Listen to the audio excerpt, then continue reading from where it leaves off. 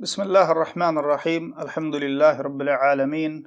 Vessalatu vesselamu ala Rasulina Muhammedin ve ala alihi ve ashabihi ecma'in. Hormatly musulman doganlar, tevhid, la ilahe illallah baradaki 3. dersimiz. Bu dersimizde la ilahe illallah'ın rukuni, yani esası barada gurruna ders. Rukun esas näme? Misal üçün, öy ayakta tutyan sütunlar bolýa. Şol sütunlaryň biri kem bolsa öy çöküp başlaya ya da gonu yıkılya. Şolara öýüň sütuny esasy rukuni diýilýär. Islamyň buyuran amallarının, ibadetlerinin rukunlary, yani esaslary bar.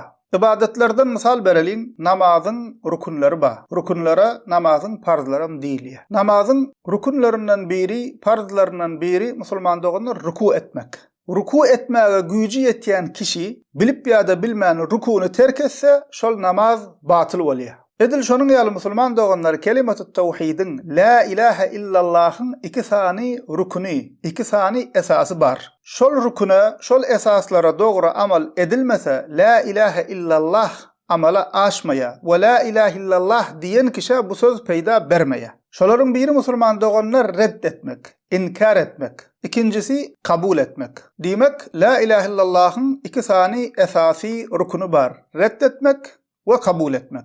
Haçanna musulman kişi la ilahe illallah diýenne bir zatlary reddediýär, inkar edýär we başga zaty kabul edýär. Redd we kabul ikisi birlikde bolsa musulman doganlar tevhid bolýar. Bolmasa bolmaýar. Musulmanlar la ilahe illallah diýenne nämäni reddedýärler, nämäni inkar edýärler we nämäni kabul edýärler. Haçanna musulman doganlar la ilahe diýemizde reddedýäs, inkar edýäs. Ýagny batyl ilahleri, batyl hudaýlary, ilahleşdirilen näme bar bolsa, agaç, daş, insan, yıldız, ay, gün, yani yalňyş inançdaky, ters akymdaky insanlar tarapyndan ilahleşdirilen, hudaýlaşdyrılan näme bar bolsa, şol batyl ilahleri reddedýäs. Şol batyl inançlary inkar edýäs. Ve illallah diýip, yani yeketek hak ilah, hak ma'bud, ibadete hakly, diňe Allah diýip hak ilahyň bir Allah Taala'dyny kabul edýäs. Diýmek musulman doganlar gowy düşünmeli. Möhüm zat, bir musulmanyň durmuşyny, hayatyny birinji öwrenmeli we iň möhüm zady la ilahe illallah kelimat-ı tevhiddir. Diliň bilen la ilahe illallah diýip oňa düşünmeseň, manysyny bilmeseň,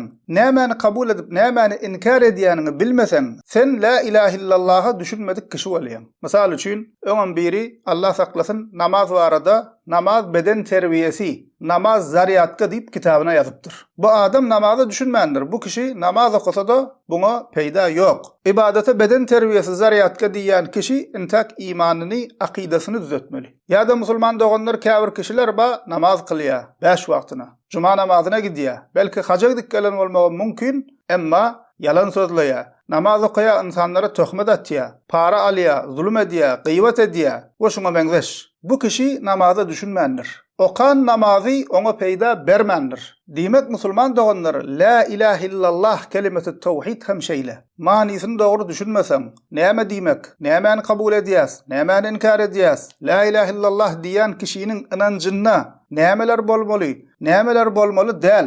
Şonu bilmeseň, la ilahe illallah diýmegiň manysyna we maksadyna düşünmeseň, diýen kişi bu beýik we mübarek söz uğru yüzley diýeni bilen peýda bermeýär. La ilahe illallah diýip bu söze dogry düşüner musulman ters akymlaryň, ýalňyş ýollaklaryň, batyl inançdaklaryň Allah Taala hakyna orta atan ýalňyş inançlaryny inkar etmelidir. Allah Taala'dan başga, Allah Taala'dan gaýry insanlaryň sygynýan batyl ilahlerini inkar etmelidir. Jahil insanlaryň Allah Taala'dan gaýry ilahleşdiren, hudaýlaşdyran zatlaryny inkar etmelidir. Allah Taala'dan gaýry secde edilýän, ibadet edilýän, ruku edilýän, dilek edilýän batyl zatları inkar etmelidir. La ilahe illallah diýen kişi batyl inançlary, yani goroskoplary, palçylary, jadugoýlary, batyl ırımlary, ölülere yetiş medet diýip gıýgyrmagy, öwliýalaryň ruhuna çokunmagy, öwliýalaryň ruhuna sygynmagy, kabr parazlygy, insanlaryň öwliýalary öte öwüp mukaddesleşdirip hudaýlaşdyrmagyny inkar etmelidir. Agaçdyr, daşdyr, süňkdir, ýüpdir, gözmonjukdyr we şoňa benzeş zatlara sygynmagy inkar etmelidir. La ilahe diýmek Allah'tan gayri batıl ilahleri, ilahlaştırılan, hudaylaştırılan zatları inkar etmek demektir. Yani musulman doğanlar, musulmanların inancına, fikirine, düşüncesine, durmuşuna, şu batıl inançlara yer bolmalı değil. Ve beter oların batıllığına berk inanmalıdır. Ve bu batıl zatlardan, ottan, zeherden kaçışıyal kaçmalıdır. Ve yeketek hak ilah, hak ma'bud, ibadeti haklı Allah Teala'dır. Bir Allah'a ibadet etmeli, bir Allah'a ruku etmeli, bir Allah'a secde etmeli, bir Allah Teala'nın eline bolan zatlar, bir Allah Teala'nın özünden dilemeli, bir Allah'a sığınmalıdır. Çağan bolmasa, kesel bolsan, derdin bolsa, rızık dilecek bolsan, bela beterden, gorog, pena dilecek bolsan, bir Allah Teala yalvarmalıdır. Gaýby, geljegi, yürekdäkini bir Allah Teala bilýär. Alem jahan bir Allah Teala dolanır ya. Ähli zat bir Allah Teala'nın elinde deyip iman etmelidir. Bu da musulman doğanlar illallah diýmeň manisidir. Eger bir kişi şol batıl inançları inkar etmän Allah'a iman etse, onun imanı iman bolmaya ya da iman tevhidi kamil bolmaya musulman doğanlar. Şolun üçin peygamberler dine bir Allah'a iman edin, Allah'a inanın diýmediler. Çünkü batıl ilahları, batıl inançları inkar etmän Allah'a iman ettim diýmeň, inanmaň iman bolmaya. Nejasatdan paklenmän alınan täret bolmaýşy ýaly musulman doganlar kalbyny, ýüregiňi şirkden, küfürden, batıl inançlardan, batıl ilahlardan, şul nejisliklerden paklemän, saplaman dogry iman edip bolmaya, iman tevhid kamil bolmaya. Şonuň üçin peýgamberler la ilahe illallah diýip Allah Teala'dan başga hak ilah, ibadeti hakly ilah ýok diýip çağırdylar insanlary. Nahl suresinin 36. ayetinde Allah Teala diýär: "Ve laqad ba'athna fi kulli ummetin rasulan en i'budullaha ve ijtanibut-tağut." Bir Allah'a ibadet edin ve tağutlardan, batıl ilahlardan, insanların özlerinin ilahlaştıran, hudaylaştıran zatlarından daş bolun diyen buyruk bilen her ümmete bir peygamber uratdyk diýär Allah Teala. Allah Teala Bakara suresinin 256. ayetinde diýär: "Femen yekfur bit-tağuti ve yu'min billahi faqad istamsaka bil-urwatil wuthqa."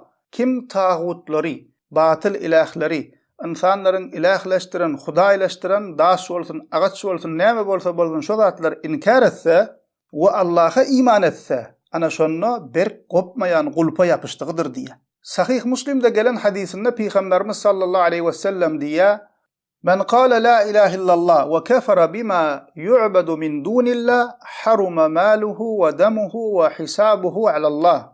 Kim la ilahe illallah deyip şayatlık getirip ve Allah'tan gayri ibadet edilen batıl ilahları reddetse, inkar etse, mali, cani, gorog asrındadır ve hasabı olsa Allah Teala galanır diye.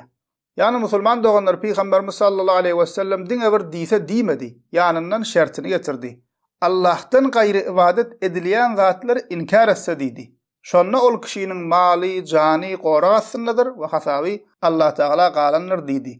Diýmek musulman doğanlar red ve kabul bile bolmasa tevhid bolmaya, iman bolmaya. Elhamdülillahi Rabbil alemin.